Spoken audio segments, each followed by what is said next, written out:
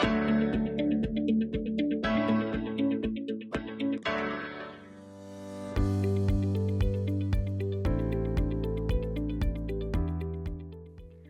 Dear students, welcome to another session on sound.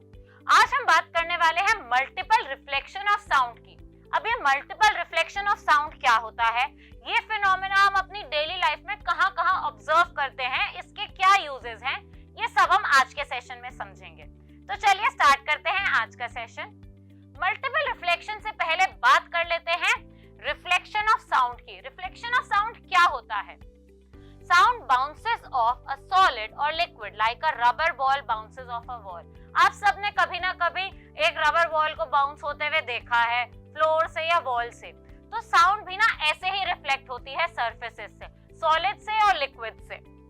Like light, sound gets reflected at the surface of a solid or liquid and follows the same laws of reflection. Light की ही तरह sound भी reflect होती है and light की ही तरह ये same laws भी follow करती है रिफ्लेक्शन के। जैसे हम रिफ्लेक्शन ऑफ लाइट के लॉज पढ़ते हैं, वैसे ही सेम लॉज होते हैं रिफ्लेक्शन ऑफ साउंड के भी। अब जैसे आप इस इमेज में देख रहे हैं, यहाँ पे ये कार्डबोर्ड ट्यूब्स लगी हैं जिसमें से मुझे आवाज सुनाई देगी। अब अगर यहाँ पे ये angle of incidence angle of reflection के इक्वल नहीं हुआ, तो यहाँ से साउंड वेव्स रिफ्लेक्ट होके यहाँ तक लिसनर के पास नहीं पहुंचेगी। So this is a law of reflection of sound, जो ये कहता है कि angle of incidence of sound waves is always equal to angle of reflection. अगर ये एंगल चेंज हो गया तो ये साउंड वेव्स रिफ्लेक्ट होकर लिसनर के पास नहीं पहुंचेगी। तो अब हम बात करते हैं मल्टीपल रिफ्लेक्शन ऑफ साउंड की। अभी मल्टीपल रिफ्लेक्शन ऑफ साउंड क्या होता है?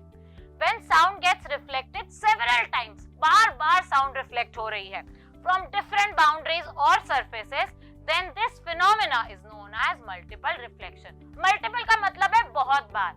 साउंड जो है बार-बार रिफ्लेक्ट होती है अलग-अलग सरफेस से या फिर एक ही सरफेस से। इस फिनोमेना को हम कहते हैं मल्टीपल रिफ्लेक्शन ऑफ साउंड। जैसे आप यहाँ पे देख रहे हो, ये सोर्स ऑफ साउंड है हमारा, लेकिन साउंड की रेस बार-बार रिफ्लेक्ट हो रही है इस साउंड बोथ से। तो this is multiple reflection of sound. अब ये मल्टीपल रिफ्लेक्शन ऑफ साउंड हमारी डेली लाइफ में हम कहाँ ऑब्जर्व करते हैं और इसके क्या यूजेस हैं, तो चलिए समझते हैं। सबसे पहले आप सब डॉक्टर के पास कभी ना कभी दिखाने तो खुद को गए होंगे। डॉक्टर के कान में लगा होता है ना स्टेथोस्कोप, जिससे वो आपकी हार्ट बीट चेक करता है। अब हम अगर ऐसे सुनना चाहें हार्ट बीट, तो हमें इतनी क्लियर सुनाई नहीं देती, लेकिन डॉक्टर हार्ट बीट सुन के या कई बार स्टमक पे भी स्टेथोस्कोप पेट पे लगा के, एब्डोमेन पे लगा के भी साउंड सुनता है और बता देता है कि आपको ये प्रॉब्लम है, या उसके अकॉर्डिंग हमें मेडिसिन देता है। बट ऐसा क्या सुनाई देता है उसे स्टेथोस्कोप में जो हम नहीं सुन पाते? समझते हैं। स्टेथोस्कोप में होता है मल्टीपल रिफ्लेक्शन ऑफ साउंड। क्या होता है? साउंड जो होती है हार्ट बीट की, that reaches the doctors years bye multiple reflection. जैसे आप यहाँ देख पा रहे हो, ये स्टेथोस्कोप की ट्यूब है, इसमें बार-बार साउंड रेज रिफ्लेक्ट होती हैं और ये बार-बार रिफ्लेक्शन की वजह से साउंड वेव्स एम्पलीफाई हो जाती हैं और क्लियरली डॉक्टर को स्टेथोस्कोप के अंदर सुनाई देती हैं। So this is one use जो मल्टीपल रिफ्लेक्शन ऑफ साउंड का हमारी डेली लाइफ में होता है। अनदर यूजेस जो म्यूजिकल इंस्ट्रूमेंट्स होते हैं, जैसे megaphone, horns, musical instruments like trumpet, shehnai etcetera, इसमें भी मल्टीपल रिफ्लेक्शन ऑफ साउंड होता है।